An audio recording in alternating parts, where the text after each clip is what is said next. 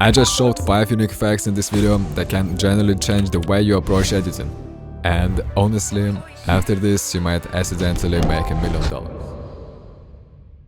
Yo, welcome back to your favorite series, Unique Effects. And somehow we're already on part 8, and I'm not even kidding when I say this one might seriously level up your skills. Cause today I'm showing you tricks most editors don't even realize exist. Some of these are so simple, it almost feels illegal. The very first effect looks like this. And yeah, before you ask, it's way easier than it looks. So let's jump straight into After Effects. No long intro, no wasting time. I picked something simple to warm us up. But trust me, it won't stay simple for long. First thing we do is throw depth scanner onto our clip and instantly get this depth map. It already looks expensive, like something that took hours, but we are just getting started. Next, add levels. Don't touch anything yet, we'll animate it in a second. Then add extract, insanely underrated effect, by the way. I generally don't know how I ignored this one for so long. Set the values roughly like this until your clip starts looking something like this. Now comes the fun part. Animate the levels, so the effect slowly reveals itself until about the middle of the clip. And from the same point, animate extract, so it takes over completely by the end. What you get is this layery transition that feels way more complex than it actually is. Now let's push it further. Add a Colorama, switch it to ramp gray, and increase this value to create the stacked layers look. If you want bonus tip, animate phase shift. It adds subtle motion that people feel but don't notice, which is basically the secret sauce of good editing. We are almost done, but you know me, almost done usually means 5 more effects, so add mosaic for a clean pixel texture and finish everything with just a tiny bit of deep glow. Now duplicate the layer, remove all effects from the bottom one, and set the top layer to classic difference. Okay, wait. Why is my frame so small? Oh, the panel on the left. That's actually my brand new plugin. Perfect timing, honestly. This thing is built to help you make sound effects inside your project without digging through thousands of folders. There are tons of categories, tons of textures, and kind of sounds that instantly give your edit the professional feel. There's even a quick effects section where you literally click once and get something like this underwater sound. It just launched and is currently heavily discounted. So if you have been thinking about upgrading your sound design, now is the time. And no, it's not just for After Effects either.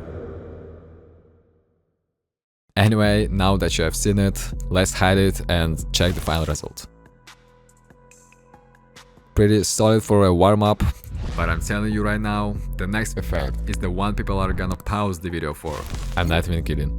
And the best part, I'm showing you 3 different ways to recreate it. I'm talking about this effect from the Che music video. First, I tracked down clean footage without the effects, and let's start with the hardest method. Not because you'll use it every day, but because once you understand it, easier methods make way more sense.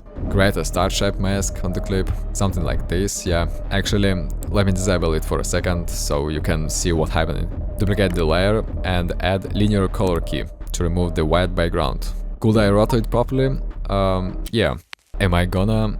Absolutely not. Tint gauze on next, swipe black and white, and boom, we are basically there. Control the contrast with the levels or curves, and look, second method. Use Colorama again, set ramp gray, invert it, and shape the contrast with curves. Same vibe, less headache.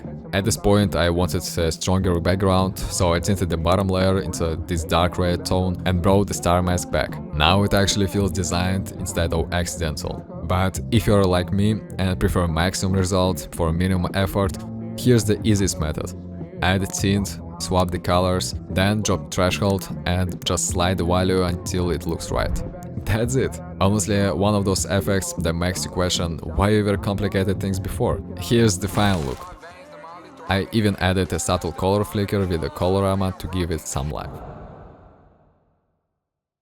Now what I'm about to show you next might generally change how fast you work and introduce you to a completely new way of creating visuals. Yesterday I ran into a problem every editor knows. I needed a very specific shot, something cinematic, something expensive looking, and obviously I didn't have the budget, the location, or the time to film it. Normally that's where the idea just dies, but this time I opened Dream Machine from Luma AI and decided to try something different. I started by generating a base video from a simple text prompt, literally describing the scene I had in my head, and within minutes I had a clean, usable clip in native 1080p. No weird artifacts, no melted objects, and the motion actually made sense. But what really sold me was what happened next.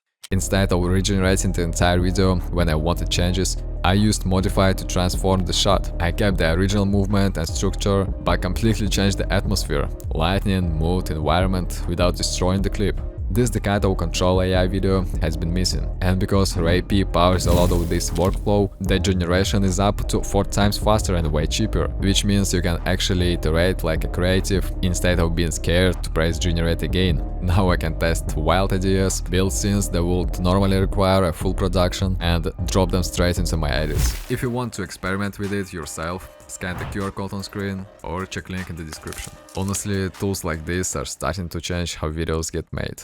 By the way, a lot of you probably missed the video where I made an edit in every version of After Effects. But right now we are breaking down a ridiculously simple transition that I was able to build inside After Effects 2014, which honestly proves you don't need the newest version to make something cool. Here's the edit. I've never seen that wow. Diamonds in my eyes, they never seen that wow. Cartier, my friend, I need my rings back. Let's recreate it. While I'm digging through clips from this absolutely unhinged music video, you can drop a like.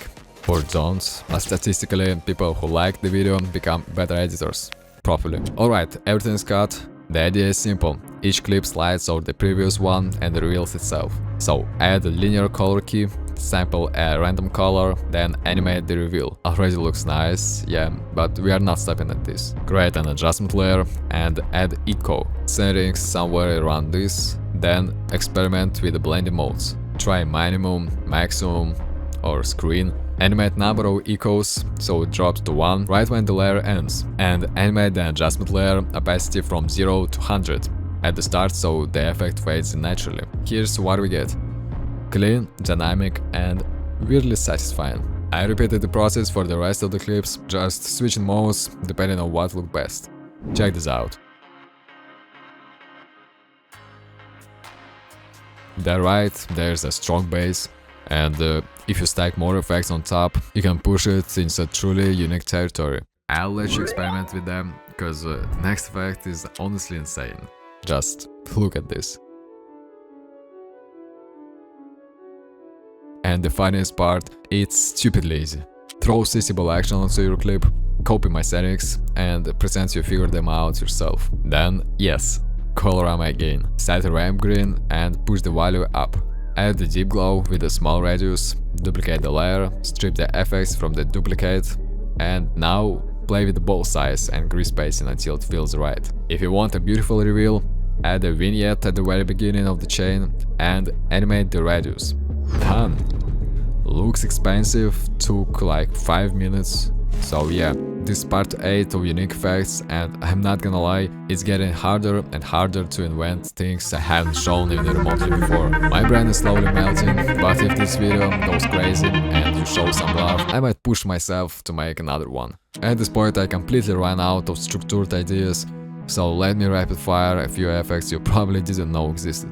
First, CC white time. You can slap it over everything and it barely touches performance. Yeah, it's something like pixel motion blur. Next, CC vector blur. I use this one all the time because it can produce insanely unique textures depending on the mode, and it's ridiculously flexible. And finally, CC glue gun. Glue, I don't know. It creates this sphere that almost feels like a fisheye distortion. Blend it with your background, chain it with the other effects. There's a ton of creative space here, and while making this video I realized something important. I might be focusing on the completely wrong things, so I quit. My next video is about how I helped 100 blind people see again.